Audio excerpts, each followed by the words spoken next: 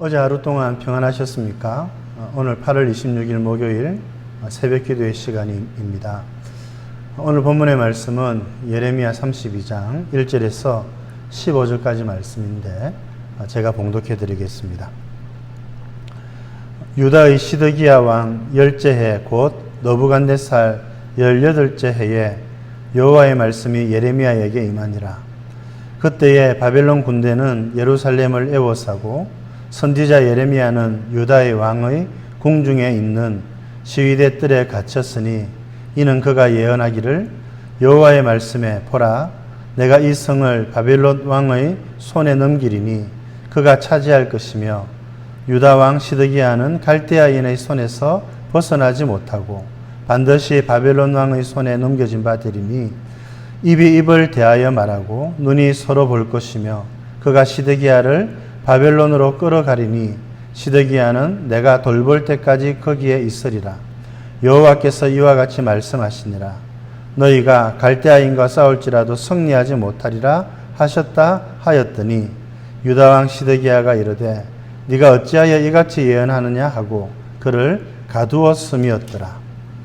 예레미야가 이르되 여호와의 말씀이 내게 임하였느니라. 이러시기를 보라 내 숙부 살룸의 아들 하나멜이 내게 와서 말하기를 너는 아나돗에 있는 내 밭을 사라. 이 기업을 물을 권리가 내게 있느니라 하리라 하시더니 여호와의 말씀과 같이 나의 숙부의 아들 하나멜이 시위대 뜰 안 나에게 와서 이르되 청하노니 너는 베냐민 땅 아나돗에 있는 나의 밭을 사라. 기업의 상속권이 내게 있고 물을 권리가 내게 있으니 너를 위하여 사라 하는지라. 내가 이것이 여호와의 말씀인 줄 알았으므로 내 숙부의 아들 하나멜의 아다노스에 있는 밭을 사는데 은 17세겟을 달아주되 정서를 써서 봉인하고 정인을 세우고 은을 저울에 달아주고 법과 규례대로 봉인하고 봉인하지 아니한 매매 정서를 내가 가지고 나의 숙부의 아들 하나멜과 매매 정서의 인친 정인 앞과 시위대 뜰에 앉아있는 유다 모든 사람 앞에서 그 매매 정서를 마세아의 손자 네리아의 아들 바룩에게 붙이며 그들의 앞에서 바룩에게 명령하여 이르되 만군의 여호와 이스라엘의 하나님께서 이와 같이 말씀하시기를 너는 이 정서 곧 봉인하고 봉인하지 않은 매매 정서를 가지고 토 위에 담아 오랫동안 보존하게 하라. 만군의 여호와 이스라엘의 하나님께서 이와 같이 말씀하시니라. 사람이 이 땅에서 집과 밭과 포도원을 다시 사게 되리라 하셨다 하니라. 오늘 말씀은 두 부분으로 나누어집니다. 1절에서 5절까지의 말씀은 예레미야가 하나님의 말씀을 시드기야와 이스라엘 백성들에게 전하는 장면입니다. 이렇게 전했을 때에 시드기야가 그 말을 듣지 않고 예레미야를 감옥에 가두는 장면이 나옵니다. 둘째는 6절에서 15절까지의 말씀인데 예레미야에게 사촌의 땅을 사라는 것입니다. 기업을 무르는 것과 관련된 말씀인데 이것은 이제 이스라엘이 회복된다는 메시지입니다. 우선 1절에서 5절까지의 말씀을 살펴보도록 하겠습니다. 예레미야가 전한 하나님의 말씀은 심판의 메시지였습니다. 이제 바벨론이 예루살렘을 에워싸고 있었을 때에 하나님은 예레미야에게 이제 예루살렘이 함락되고 시드기야는 바벨론으로 잡혀가게 될 것이라고 말씀하셨습니다. 그런데 이 하나님의 말씀을 시드기야는 듣지 않았습니다. 예레미야를 감옥에 가두고 또 이 하나님의 말씀을 듣지 않고 백방으로 노력해서 바벨론과 싸워 승리하려고 하였습니다. 여러분, 이것이 바로 시드기야의 잘못이었습니다. 하나님께서 지금은 이스라엘을 심판하시고 징벌하고 계시는 겁니다. 그러면 이 하나님의 뜻을 잘 헤아려서 이 하나님의 심판과 징계를 받아들여야 했습니다. 하나님께로 돌아오고 회개해야 되는 것이지요. 그런데 이 시드기야는 그렇게 하지 않았습니다. 여전히 하나님께 대항하고 하나님의 말씀을 듣지 않고 자신의 뜻을 세우고 그렇게 살아왔던 것입니다. 이것이 이 시드기야의 아주 큰 잘못이고 이스라엘의 잘못이라고 할 수 있습니다. 여러분, 하나님께서는 때로 우리들을 책망하십니다. 그럴 때가 있지요. 그래서 그런 말씀을 들을 때에 우리의 자세가 어떠한지를 살펴보아야 하겠습니다. 하나님께서 말씀하실 때 우리는 하나님께 대항하지 말아야 하겠습니다. 하나님의 말씀을 저버리지 말아야 하겠습니다. 자기의 방법대로 그 모든 일들을 이루어 가려고 애쓰거나 힘쓰는 것은 부질없는 짓입니다. 누가 하나님과 대항해서 싸워 이길 수가 있겠습니까? 여러분, 그것은 부질없는 것입니다. 하나님께서 책망의 말씀을 주실 때에 그 책망의 말씀도 아멘으로 받아들이는 것이 얼마나 큰 은혜인지 모릅니다. 사랑하는 성도 여러분, 그래서 그 책망의 말씀을 듣고 그 죄에서 돌이킬 수 있다면 여러분, 그 책망과 그 징계와 징벌은 하나님의 사랑이고 하나님의 은혜라고 말할 수 있는 것입니다. 하나님께서 우리들에게 말씀하실 때 각자 각각 다 다르게 말씀하실 것입니다. 하나님께서 우리들에게 책망으로 말씀하실 때에도 그 말씀을 아멘으로 잘 받고 그 말씀에 순종하며 살아가는 여러분 되시기를 바랍니다. 둘째, 이제 6절에서 15절까지의 말씀인데요. 이제 이 말씀은 회복을 주시는 하나님의 말씀입니다. 하나님은 예레미야에게 사촌의 밭을 사라고 하십니다. 그래서 그 사촌에게 그 땅을 주라고 이야기를 하십니다.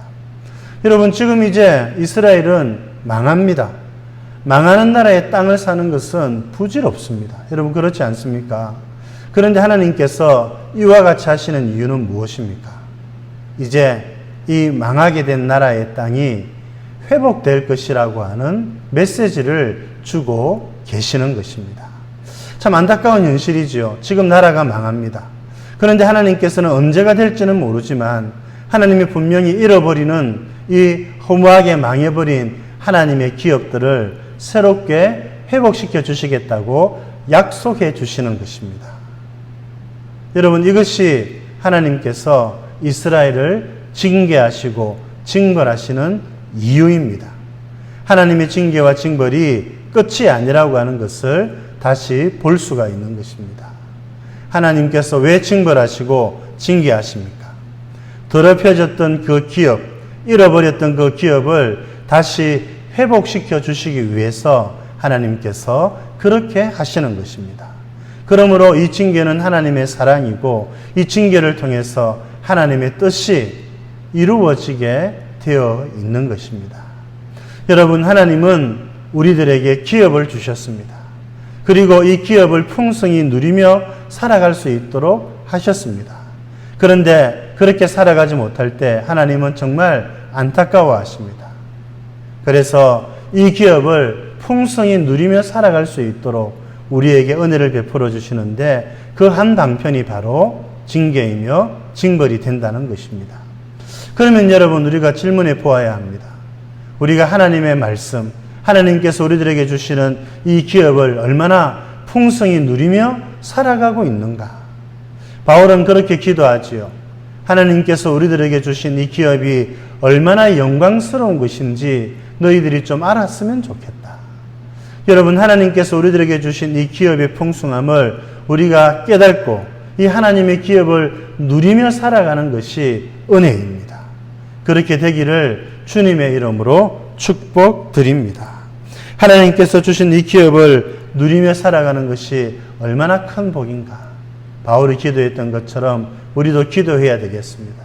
하나님, 나에게 주신 이 하나님의 기업이 얼마나 영광스러운가를 깨달으며 살아가게 해주십시오. 여러분, 우리가 이렇게 기도하면서 하나님께서 나에게 주신 그 말씀, 하나님께서 나에게 주신 그 기업을 우리가 풍성히 누리며 살아가는 저와 여러분들이 되실 수 있기를 우리 주님의 이름으로 축복드립니다. 기도드리겠습니다.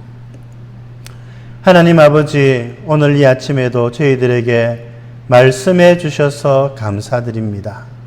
때로는 하나님께서 우리들에게 책망하시고 징계하실 때가 있는 줄 압니다. 그럴 때 하나님의 책망과 징계를 감사함으로 받아들일 줄 아는 저희들 되게 해 주옵소서. 시드기야는 그런 하나님의 말씀을 깨달지 못하고 여전히 하나님의 책망과 징계에 대항하고 하나님과 맞서서 싸우려고 하였습니다. 이런 어리석은 자 되지 않도록 하나님 도와주옵소서. 하나님 아버지, 그런 중에서라도 하나님께서 징계를 내리시는 이유가 이 백성들을 다시 회복시키기 위함인 것을 가르쳐 주셔서 감사드립니다. 하나님 아버지, 우리들에게 주신 이 기업의 영광의 풍성함을 저희들이 깨달아서 이 기업을 누리며 살아가는 저희들 되게 하여 주시옵소서. 자비로우신 하나님 아버지, 징계의 목적이 무엇인지를 가르쳐 주셔서 감사드립니다. 하나님께서 우리들에게 베풀어 주신 이 기업을 누리며 이 기업을 주님 드러내고 이 기업의 영광이 얼마나 풍성한가를 깨달아서 하나님께서 주신 이 기업을 풍성히 누리며 살아가는 저희들 될 수 있도록 도와주옵소서. 오늘 하루도 우리가 이와 같이 은혜를 주시는 하나님과 동행하며 살아갈 수 있도록 주님 도와주시고, 코로나 전국에 또 무더위 속에서 하나님께서 우리 성도님들을 눈동자와 같이 지켜주시옵소서. 구주 예수님 이름으로 기도드립니다. 아멘.